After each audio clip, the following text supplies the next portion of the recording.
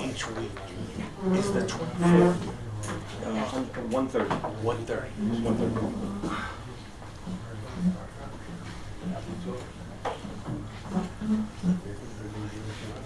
Megilat Esther is a Megillah of coincidences.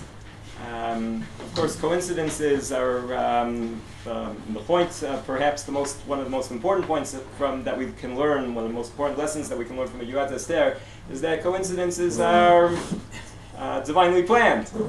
So nothing in the world is a coincidence, even if it appears to be a coincidence. And there are a lot of different actions and occurrences in Megilat Esther that if they had not happened, the whole story wouldn't have taken place, or it would have transpired totally differently. But perhaps of all of these, the most important one is at the beginning of chapter 3 in Megilat Esther, where Mordechai refuses to bow down to Haman. And what's interesting about this part of the story is that while the other parts of the story many of them seem to have happened Baal Korchenu, whether we liked it or not, here it appears to be a conscious choice of Mordechai as to what to do and whether to set into motion this whole chain reaction that then results in a very, very perilous time for the Jewish people. And that, of course, begs the question, and it's a question that's related to basically the entire Megillah, is how to understand what Mordechai does in Perek Gimel in chapter 3 of Megillat Esther. Why does Mordechai refuse to bow to Haman? And as we'll see together today, there's a great spectrum of opinions amongst the different commentators throughout the generations, and some of them are more well known, some of them are less well known, and these shed light really on the entire Megillah and sort of give us totally different perspectives on Megillat Esther. So that's our goal for today. Not necessarily to come out with one solution that's going to be the only possible solution, but to compare and contrast and to see what might have motivated different commentators to give different approaches. So we'll start by reading the first four verses. Achar hadvarim ha'ele gidal hamelech Achashverosh et Haman ben Hamedzata ha'agagi vayinase'ehu vayasem et kiso me'al kol hasarim asher ito. So after the events recorded in Perek Bet, and the last event at the end of Perek Bet was when Bigtan and Teresh, when they plot to assassinate Achashverosh, and Mordechai discovers the plot. And it could be that Achar Dvarim Ha'eleh is really connected to that particular event, except that it gives us a little bit of a contrast. What would we have expected after that event? Achar Dvarim Ha'eleh, Gidal HaMelech Achashverosh et Bigtan Teresh. Well, Bigtan Teresh, I don't think he was going to, but at Mordechai HaYehudei, right? And instead what happens, we're already at Lo Yadav,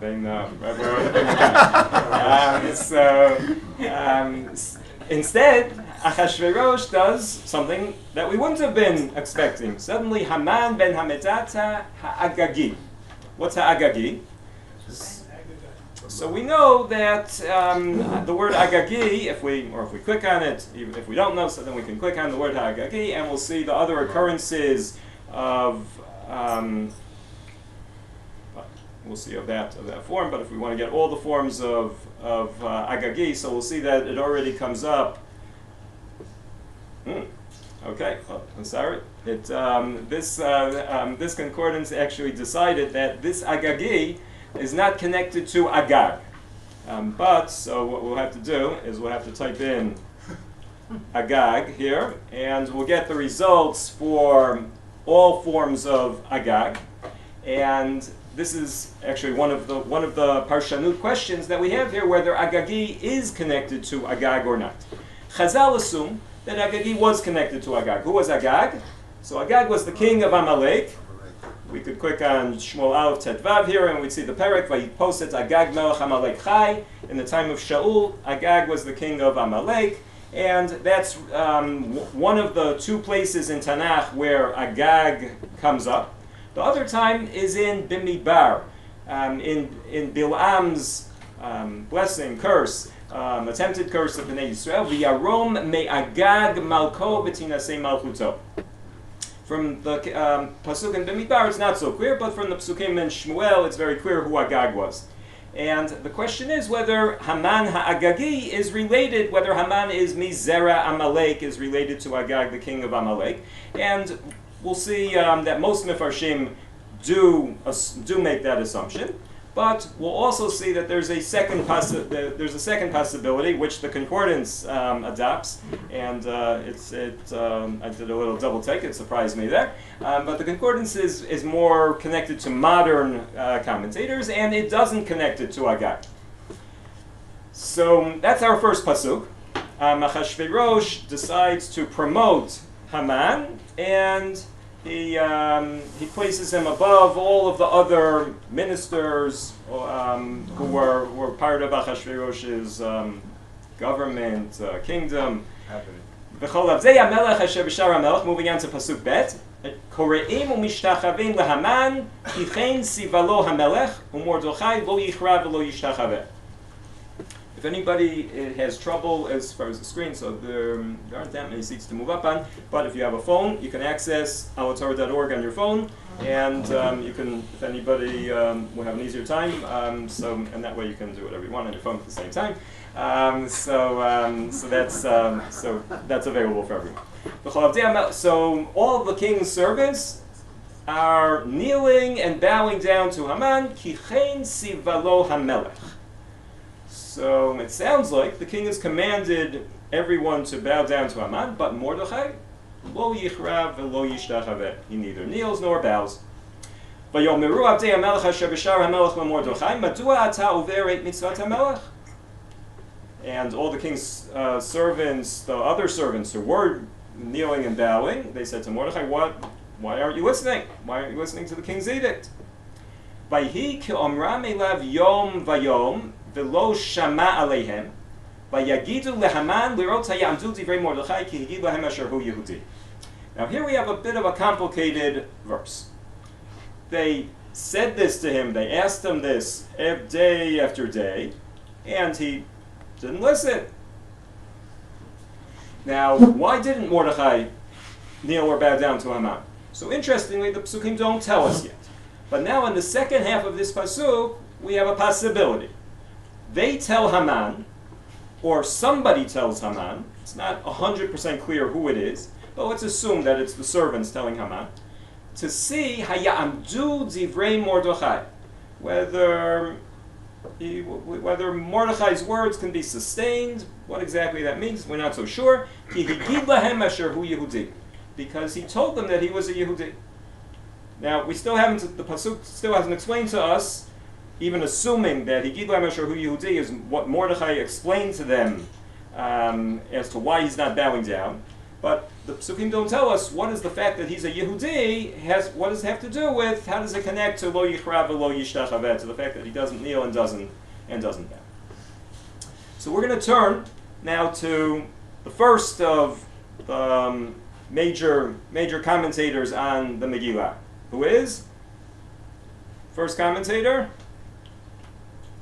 So the first commentator, I think most of us would assume that it's Rashi. But on Megilat Esther, we actually have an earlier commentary than Rashi, or more precisely, we have parts of an earlier commentator.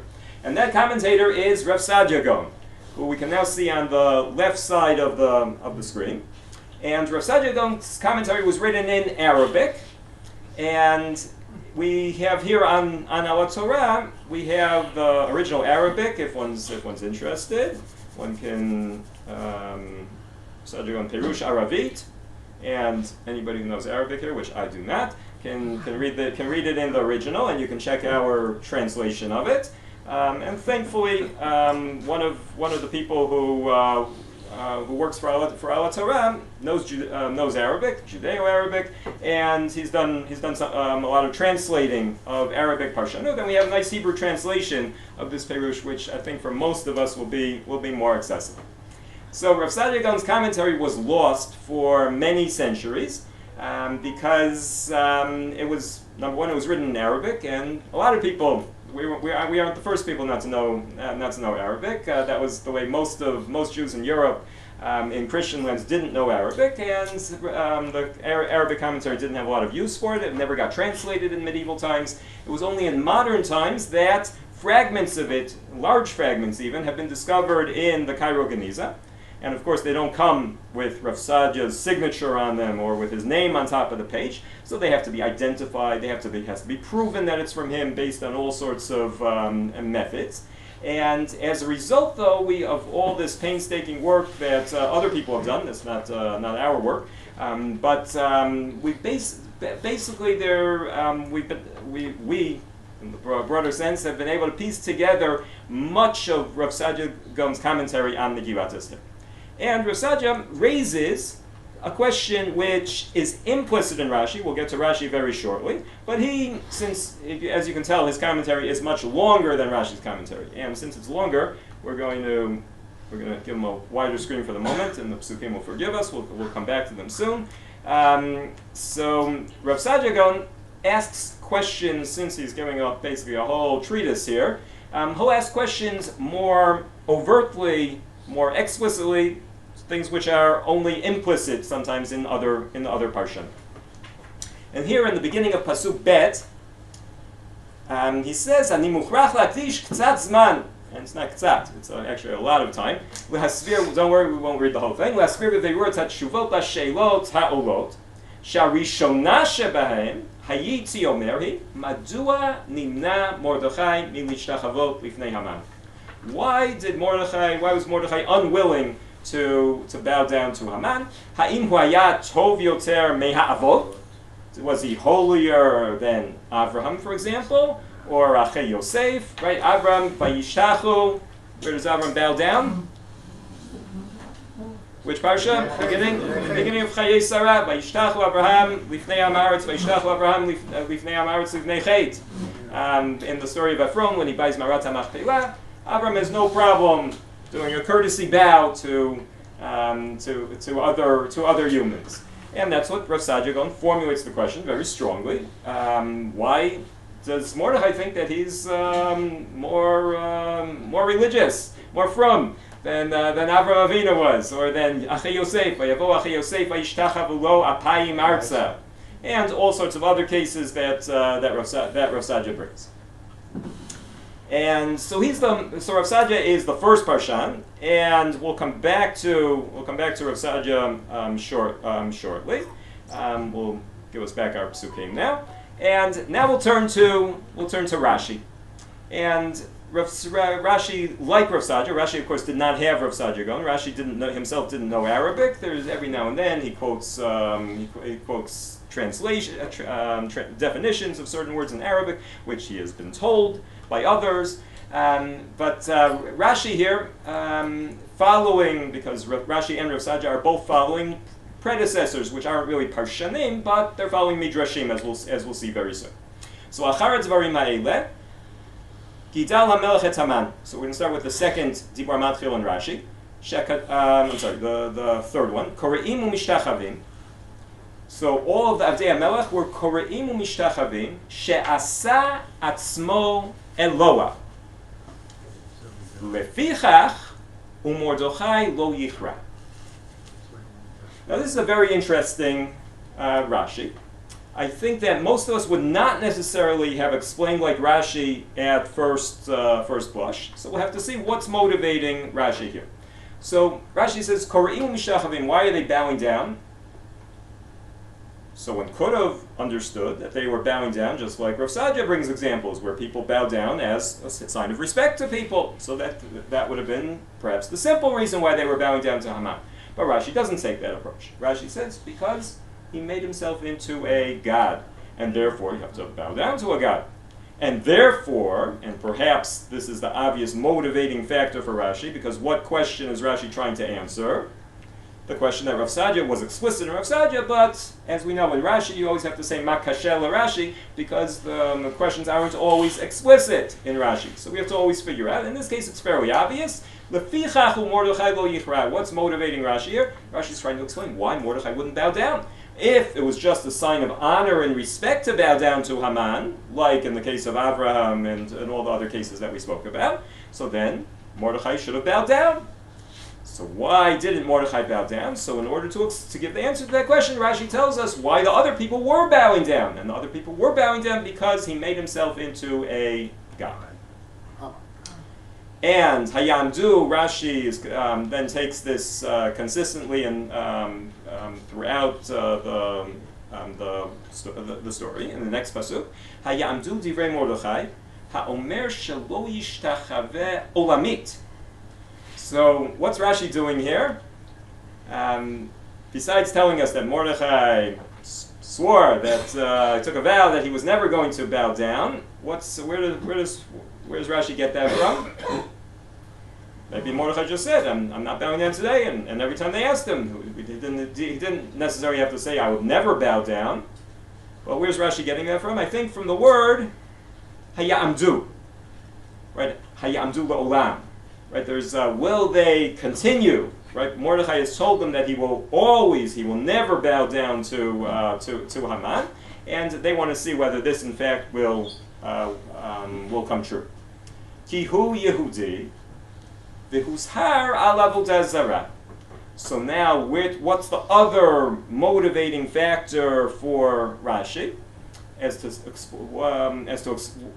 is Rashi explaining that the reason why Mordechai won't bow down is because Haman turned himself into an avodah zarah, into somebody who wants to be worshipped.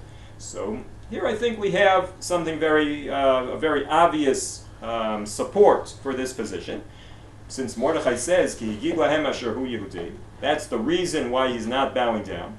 So how is Yehudi connected to not bowing down? It's a very obvious explanation. We have plenty of isurim in the Torah which are connected to avodah zarah, and as long as we make Haman not just into an honorary bowing, but Haman himself turns into an avodah zarah, so then we can include this in the isur of avodah zarah. That's Rashi's approach.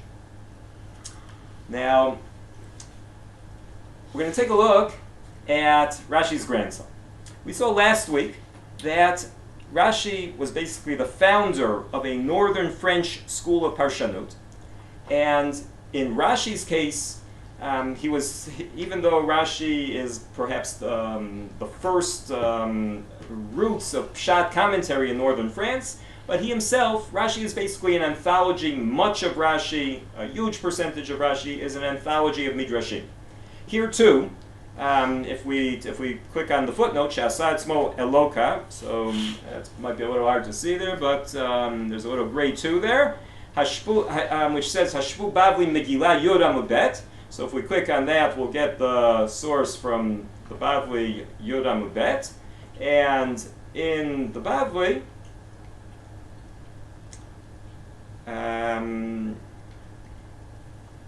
sorry, okay.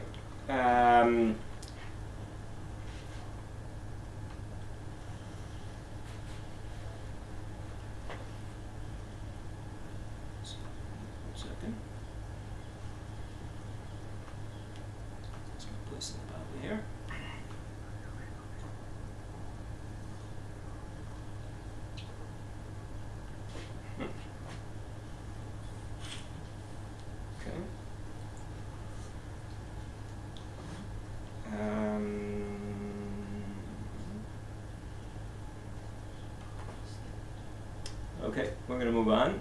But we'll go to our second Bavli. Maybe I confused the two of them. Okay, so the second Bavli provides one of the sources for Rashi, and we'll see in the Bavli. We get to this Bavli.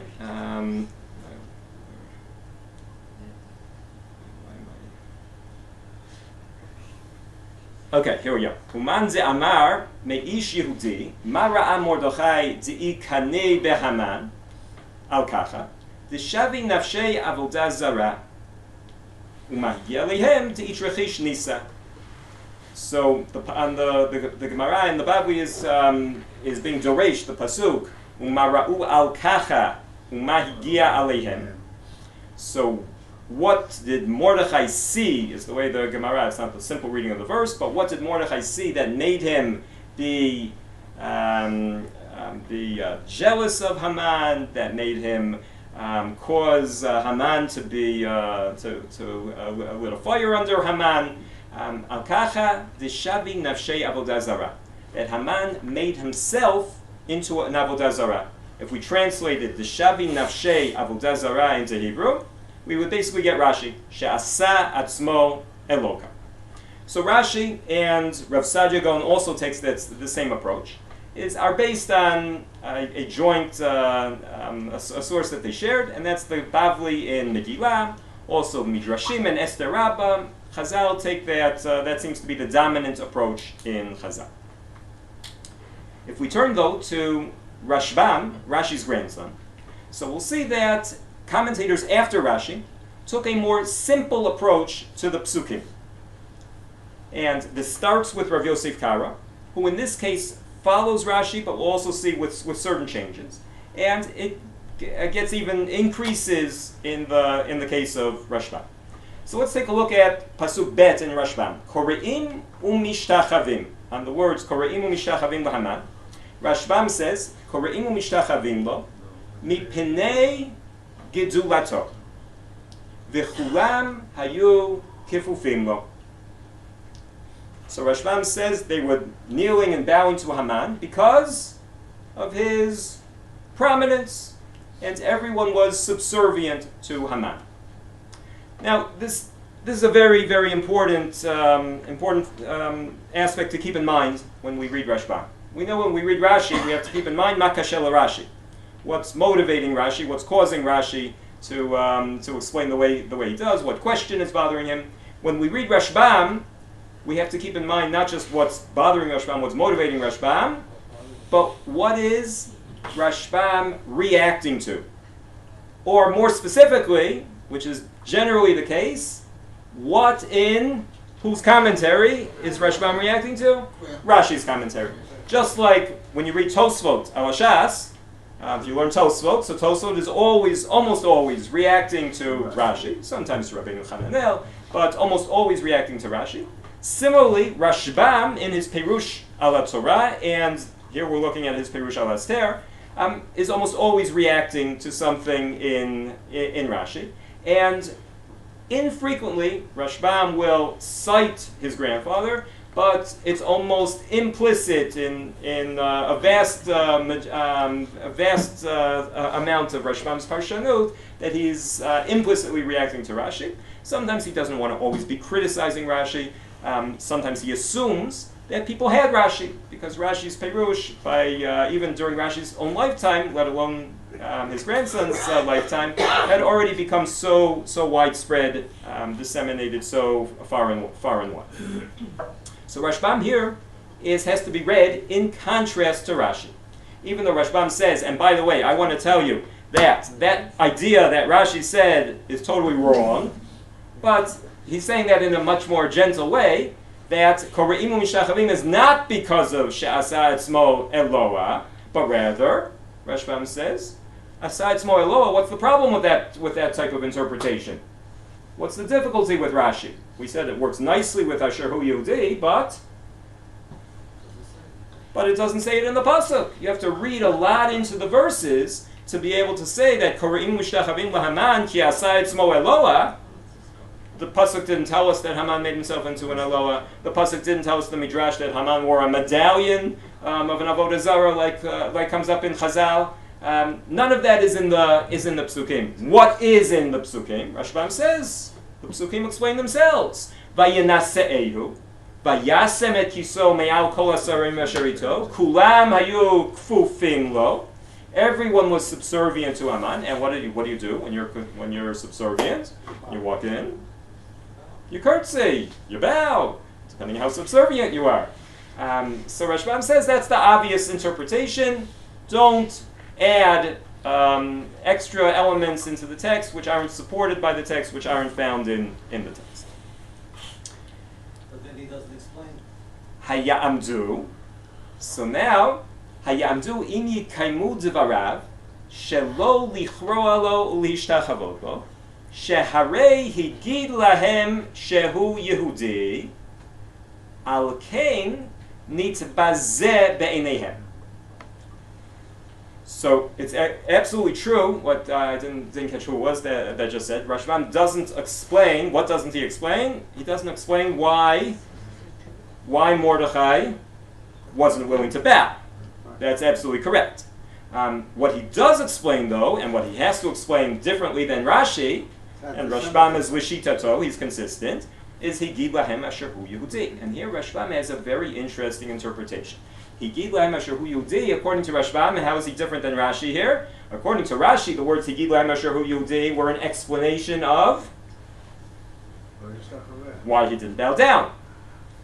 Now, we noted that wasn't so simple because the original psukim didn't indicate that. But okay, it's certainly a possible reading. Rashbam here is offering an alternative. What's Rashbam saying? Higid lahem asher hu Yehudi al kain nitbazeh be'eneihem. The reason why they wanted to make trouble for Mordechai was anti-Semitism. Yeah. It's been a perennial problem. It's not new today. Rashbam says, Higid lahem asher hu Yehudi isn't why he wouldn't be mishtachaveh. It's why they decided to, even though nobody noticed. Okay, so he didn't bow, big deal. But they had it in for him. They wanted to. Maybe they were jealous that Achashverosh apparently, had Vayikatev b'sefer Divrei Yamim Ufnei Melech. Mordechai had done something really good, and they were going to make sure that we cut him down to size. Al kain nitbazeh beineihem, and then Vayivez beinav. Haman then continues that, and it really has very little to do with the fact that he wouldn't bow, but it had to do with general anti-Semitism. And that, of course, explains what does work very nicely for Rashbam, is why Haman then decides to kill not just Mordechai, but all of the Jews. It was just general anti-Semitism. That's Rashbam's interpretation. And I think there's certainly advantages to Rashi's interpretation. Higid lahem asher hu Yehudi may work a little better for Rashi, but there's another factor that I think we should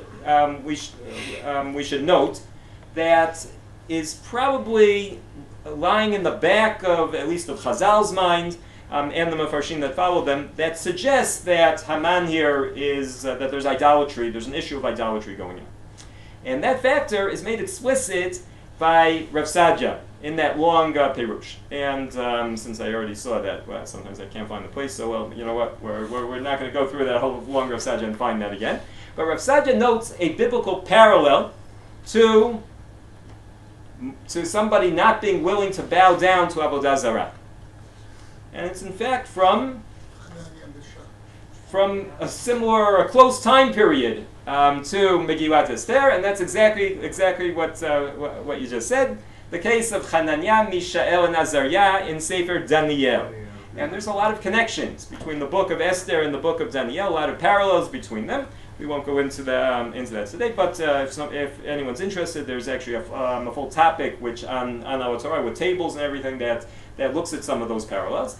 And one of the interesting things that I think lies behind Chazal's suggestion here is that it turns Mordechai into a parallel to Hananiah, Mishael, and Azariah.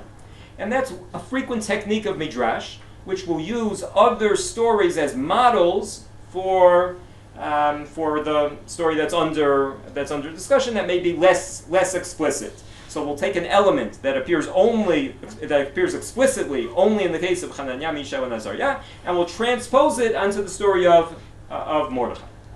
And those who were here last week, so we saw that Rav Sadia, that appeals, that type of midrashic imposing of one story onto another is something that we saw last week also when he used the case of Yehu in order to explain what Aaron's plot was in Chet HaEgel, to expose the idolaters. So he uses a parallel story from Tanakh and transposes that onto a different story where it's totally not explicit.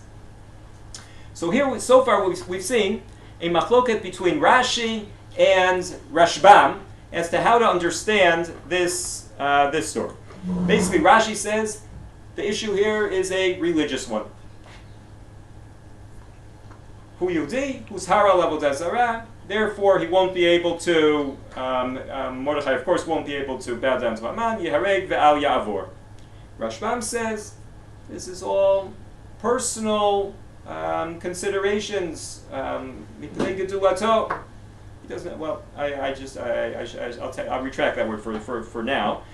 He doesn't quite say it's personal, but the issue here has nothing to do with religious considerations. The issue has but as we noted, Rashbam doesn't tell us why, doesn't address why Mordechai wouldn't bow down to Haman, and that is one of the, I wouldn't say necessarily a weakness in Rashbam's approach, but it certainly leaves us searching and still grappling to try to understand that.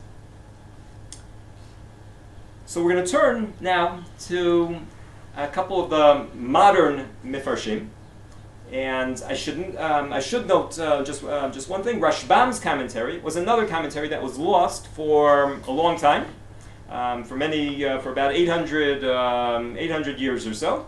And it was, and if you look in standard Mikrot Gedolot, you won't find Rashbam's commentary on Esther. And it was discovered in a couple of different manuscripts, not complete in most of them. But how is it identified? How do we know that this commentary in this manuscript is Rashbam? This particular manuscript didn't say this is Rashbam's commentary.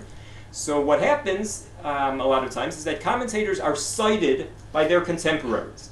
So in the case of Rashbam, several of his Perushim were cited in Tosafist commentaries on Megilat Esther, and most of which are still in manuscript, have never been published. And there are maybe a dozen or so citations of Rashbam's commentary in these Tosafist manuscripts, and these citations match what are found in this particular manuscript, which has the complete commentary of Rashbam. So based on those citations, that's how we can identify that this commentary that's one of the ways we can identify that the commentary belongs to Rashbam. The second way we can do it is through parallels to Rashbam's other works. So there are a number of places in this commentary which correspond exactly to Rashbam's Perush al Torah. Sometimes there's also similar language that is distinct to Rashbam. So there's several different methods that get used to make this identification. And it's only in recent years that 20 years ago Rashbam's commentary was unknown. So we're going to turn now to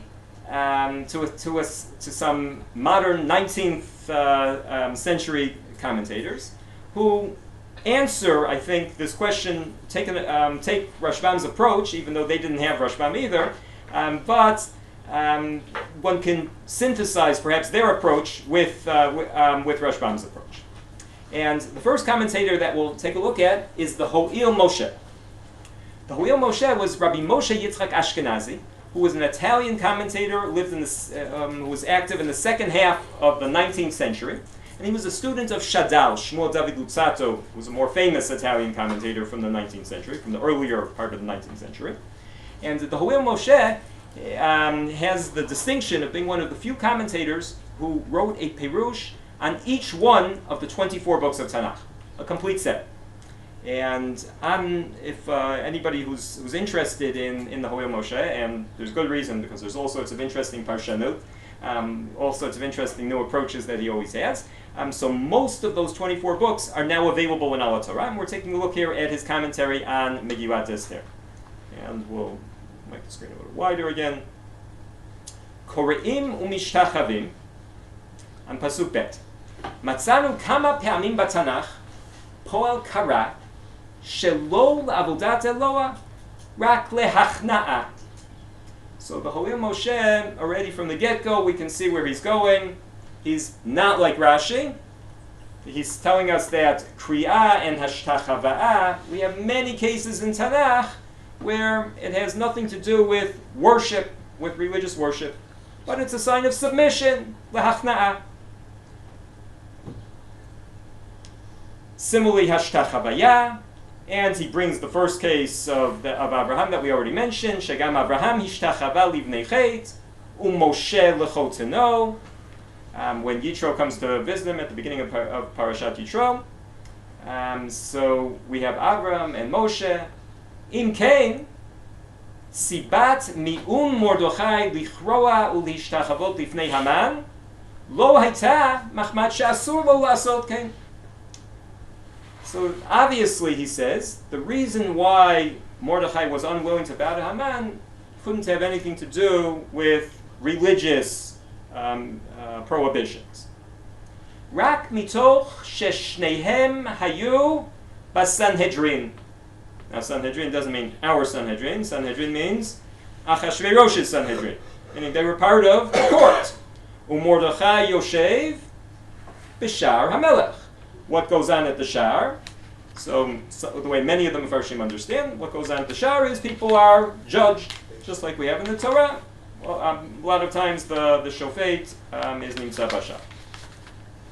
Rak mitoch sheshnehem hayu b'sanhedrin, v'haman beli zichut nitnasei al kisei ram, chara leMordechai, bir'oto ki yeter hasanhedrin mashpilim atzmam kokach, ve'inam mevakshim meit hamelech sheyivatel mitzvato, והראה להם בעצמו שאין ראוי להכניע עצמם כל כך לפני אחד מבני גילם.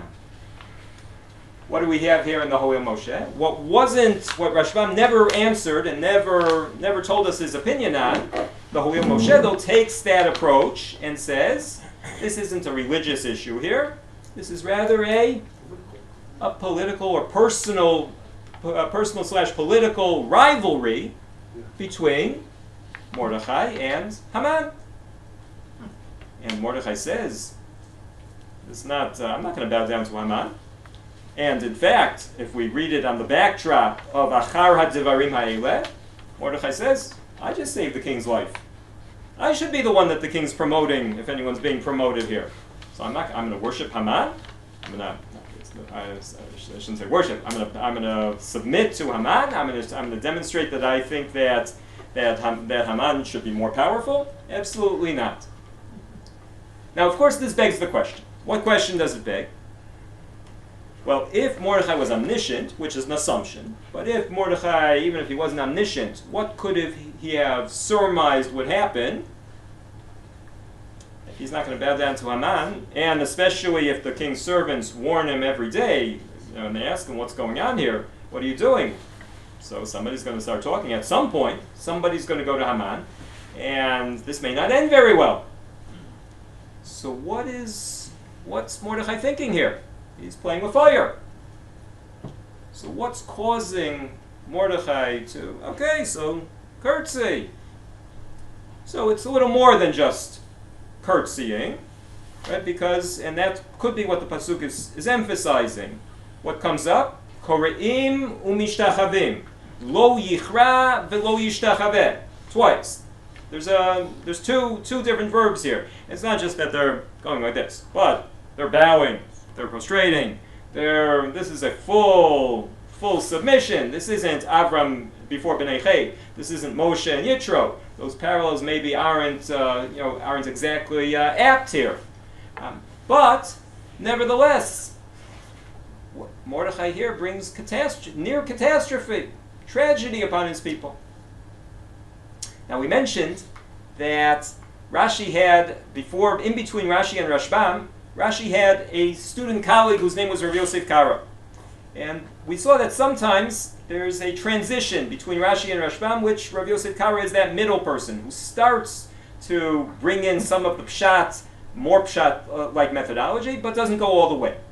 And here we have an interesting case where Rabbi Yosef Karo has an interesting read of the story. Rabbi Yosef Karo also thinks that what's going on here is that there's avodah zarah involved.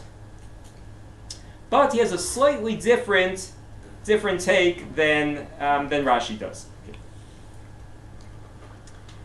In Pasuk Daled, Rabbi Yosef Kara writes, "V'hu heshivam, Yehudi anochi, ve'eni mevatel divrei Elokim, u'mekayem mitzvat basar vadam, she'eni rashai lishtachavot lebasar vadam, bilti l'Hashem levado." Now, at first glance, one could have read this Rabbi Yosef Kara to explaining exactly like Rashi. That Mordechai is unwilling to bow down to a human. He's only willing to bow down to a HaKadosh Baruch Hu. But there's another Perush of Rabbi Yosef Kara which leads me to say that Rabbi Yosef Kara, there's a subtle difference, and actually a critical difference. What Rabbi Yosef Kara doesn't say, that Rashi did say, Rashi said, She'asa atzmo Eloah. Haman turned himself, claimed to be divine. Rabbi Yosef Kara never says that. And if we assume that Rabbi Yosef Kara doesn't think that, and he doesn't because he doesn't say that explicitly, then what Rabbi Yosef Kara here is saying is something a little different than Rashi. He's saying that one cannot, it's forbidden to prostrate oneself in front of a human, where one's only allowed to do so in front of Hashem. And then one would have to explain, well, what about all those other cases that some of the other Mefarshim, like Rav Sadja and the Hillel Moshe and others raise, that people do bow in front of other people? So one would have to say that it's one thing to curtsy in front of other people, but to do Kriyah v'Hashtachavaya, that one could argue is forbidden to do in front of Basar Vadam, Bilti L'Hashem Levado. Now, the other passage of Rav Yosef Kara is a fascinating passage. It comes up at the end of the Megilat of the Megilat in Perek Yud. At the end of the Megilat, the final pasuk of the Megilat says, "Ki Mordechai HaYehudi Mishneh LaMelech Achashverosh v'Gadol LaYehudim v'Ratzui LeRov Echav Doresh Tov LeAmo v'Dover Shalom L'Chol Zaro." Rashi here says, "LeRov Echav v'Lo L'Chol Echav." Rashi notes that the pasuk doesn't say "V'Ratzui LeEchav," but rather only Mordechai was accepted and liked by a majority of his brethren. Why only a majority? Here he was Mishneh LaMelech. He had done this all these wonderful things for them. So Rashi explains, "Lefi shenasa karov lamalchut v'haya batel mitalmudo." He wasn't going to share anymore. He didn't have time. He was busy. He was in the king's court. Now that is a much more midrashic interpretation. We have two alternatives, though, to Rashi's understanding.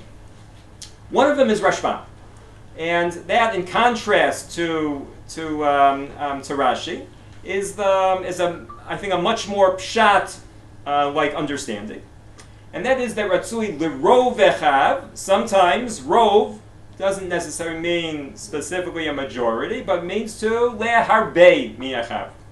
So Ratzui L'Rov Echav isn't trying to tell us Michlal Heina Tashomei Alav, isn't a backhanded compliment the way Rashi reads it, but rather that Mordechai was honored and accepted by multitudes of his brethren.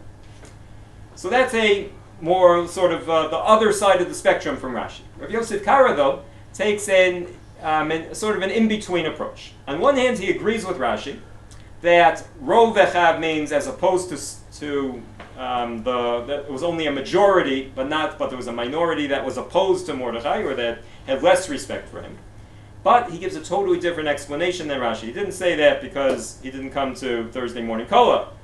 He says, "Ki Mordechai HaYehudi Mishneh LaMelech Achashverosh Gadol LaYehudim Ratzui L'Echav Limedcha shemitzei Echav shelo haya ratzui lahem shehayu milizim acharav lomar re'u me asa lanu Mordechai shenitgare behaman ve'al yado nimkarnu lahashmid laharog u'labed lulei Hashem shehaya lanu." They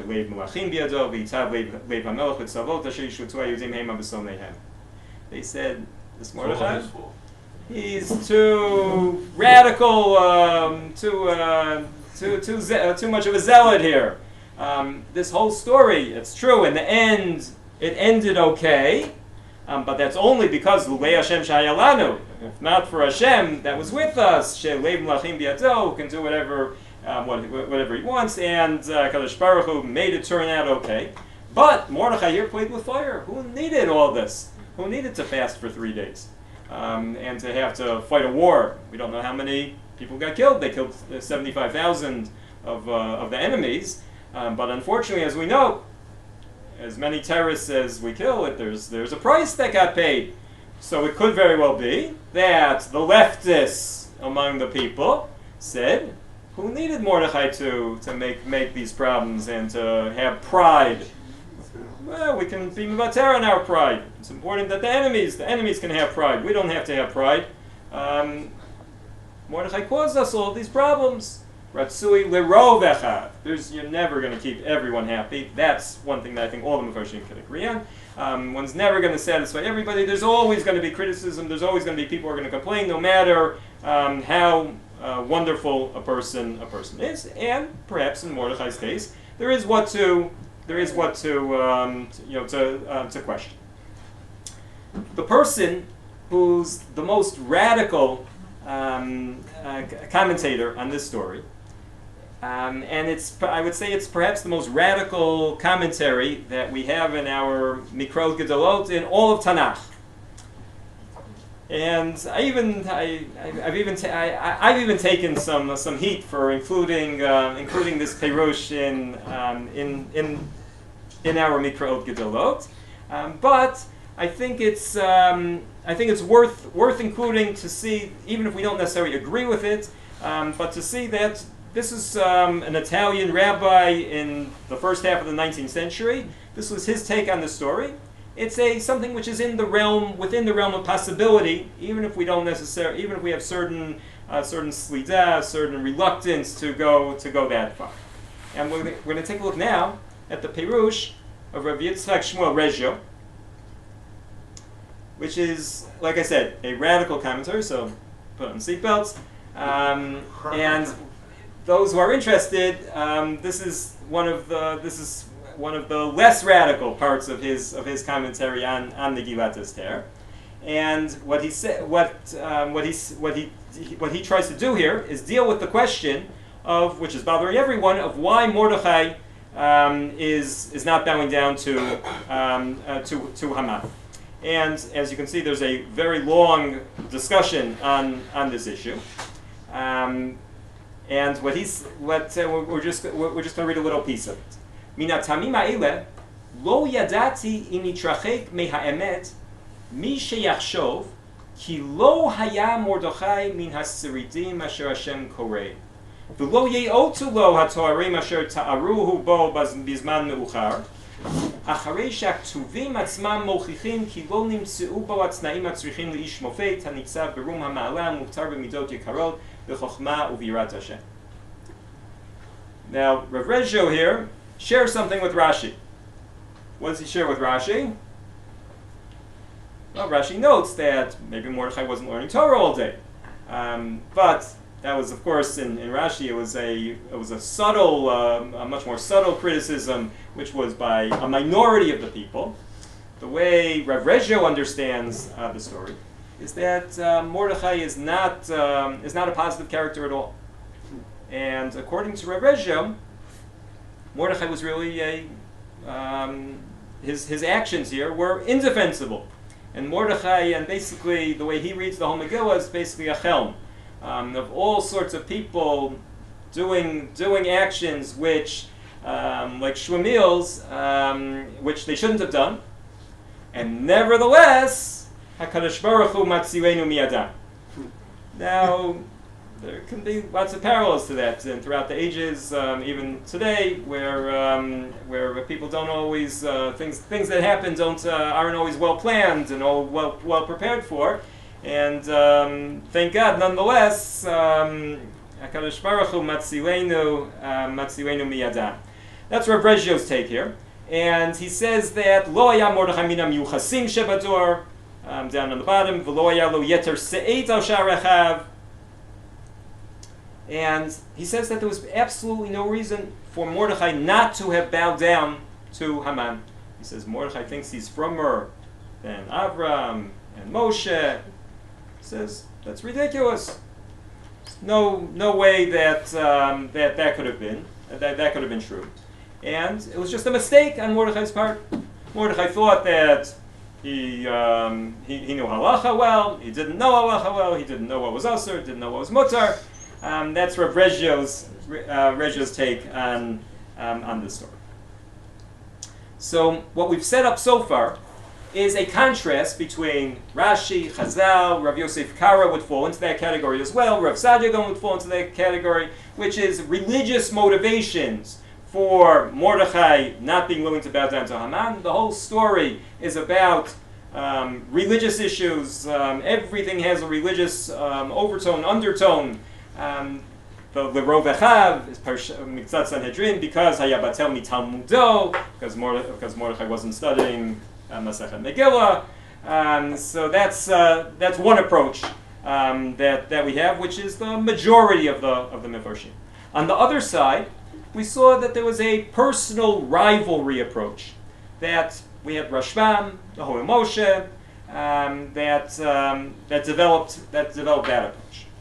There's a third possibility, and we said before that the personal aspect is can be somewhat connected sometimes to political aspects, because politicians generally have personal motives as well. And in order to, I know this is a shock to everyone, but we have an interesting source which isn't part of our regular Mikrot Gezolot, and that is the Septuagint. The Septuagint doesn't qualify as one of our Kodesh Mefarshim, though much of the Septuagint was written by Jews. But we have a special way of accessing the Septuagint. Instead of at mg.alatorah.org, we have mgs.alatorah.org. So if we add an S there, let's make that an S, not a shin, mgs.alatorah.org. So we're going to go to the Mikrot Gadol for scholars. That's what the S is for. S stands for scholars. And one of the options for the scholars is, besides all the regular Mefarshim, we have Targum HaShivim. And we'll switch to Targum HaShivim. And the Targum HaShivim, for the most part, is a translation into, we're not going to read the Greek, but originally Targum HaShivim was written in Greek. So it was a Greek translation of the psukim that we have in our Tanakh. In some cases, though, the Septuagint differs from our text. Sometimes the differences are small, sometimes they're very nuanced, sometimes they're large. In the case of Megilat Esther, this is one of the cases where we have the largest differences between the Septuagint. We have 6 significant sections that are found only in the Septuagint, which aren't found in Tanakh. Almost all scholars agree, this isn't even a Frumkeit issue, is that the original text was the text of Tanakh, and these are later interpolations, later additions. That's basically the scholarly consensus on these additions. But these additions are being written before Churban Bayit Sheni. These are early, before the destruction of the second Beit HaMikdash. These are early additions, and they're somewhat close even to the time period. And I'd like to take a look at one of the additions, which is in Perek, can be found in Perek Chet, and we're going to see that in this section here, there's going to be a couple words and aspects that are going to be that are going to take us back to what we began with, which was the question of what the word ha'agagi is. So let's make this a little larger.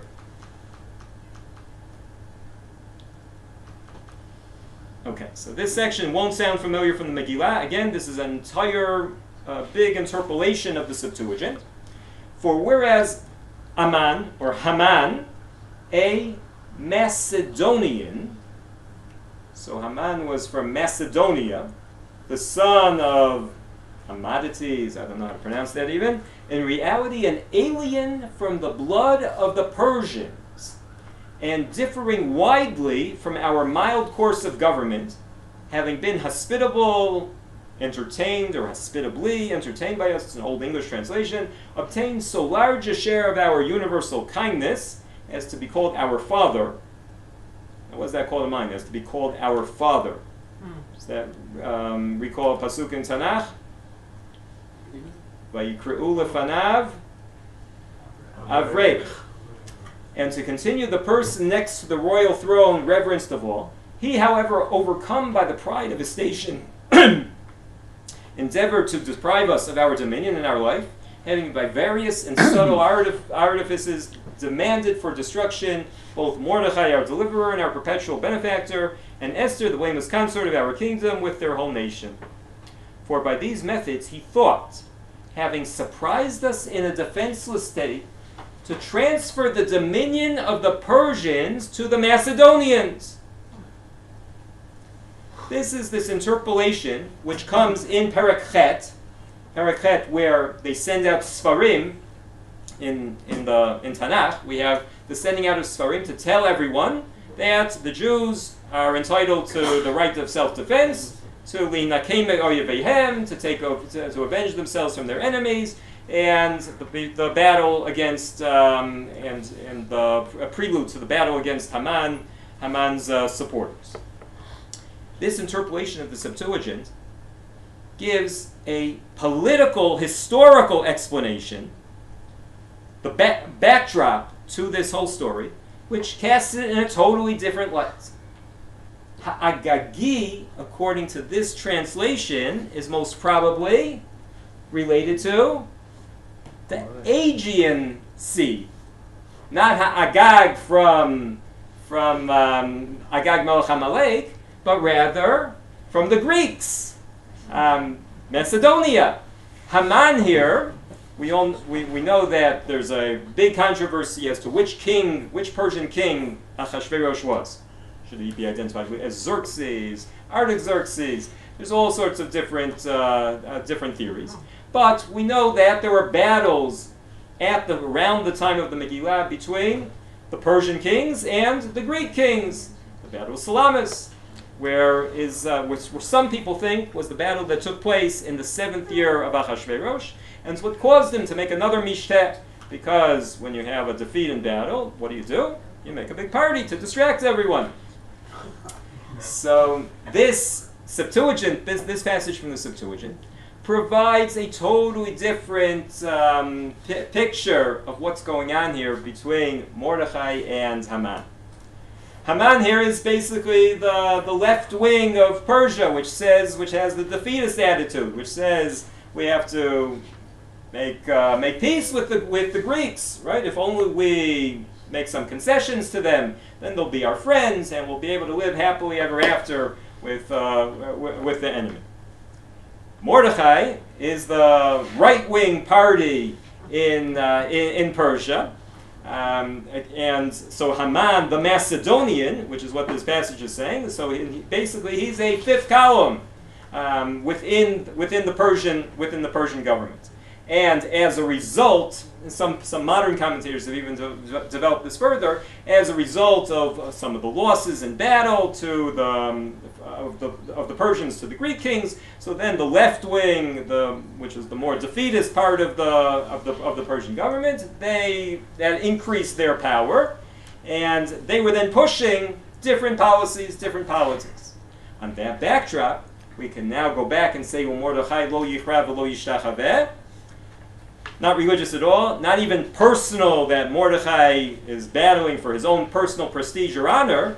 This is a very, very significant political conflict going on here between Mordechai and Haman, Mordechai being basically the right wing of the Persian government, Haman being the left wing of the Persian government, about all sorts of national policies. Tanakh, of course, is a combination of personal, national, political. Tanakh is religious and political, religious, economic. There are all sorts of factors going on in Tanakh. What Megilat Esther is to some extent an epitome of, is when we have all sorts of things that are going on in the natural realm, there's always, even if the motivation wasn't religious, there's always HaKadosh Baruch Hu who is pulling the strings. And hopefully that lesson, if we and our entire nation is able to learn the lesson that HaKadosh Baruch Hu is the one behind everything, so hopefully we'll all become better people, and hopefully HaKadosh Baruch Hu will bring us the Yeshuot v'Nechamot b'yamim hahem b'zman hazeh. Amen.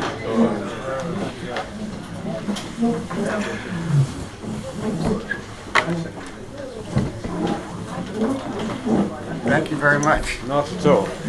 Thank you.